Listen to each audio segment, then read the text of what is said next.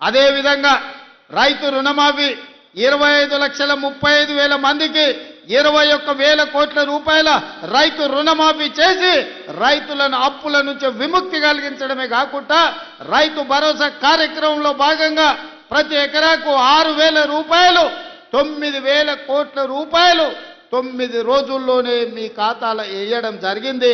తొందరలోనే మళ్ళా 9,000 కోట్ల రూపాయలు రైతు భరోసా కార్యక్రమంలో భాగంగా మున్సిపల్ ఎన్నికలు ముగిసిన వెంటనే మీ ఖాతాలలో రైతు భరోసా నిధులు వేసే బాధ్యత రాష్ట్ర ప్రభుత్వం తీసుకుంటుంది.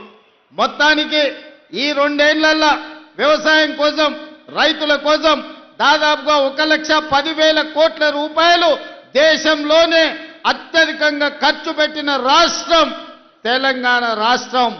రైతు సంక్షేమం కోసం ఈ రోజు పథకాలను అమలు చేస్తున్న రాష్ట్రం తెలంగాణ.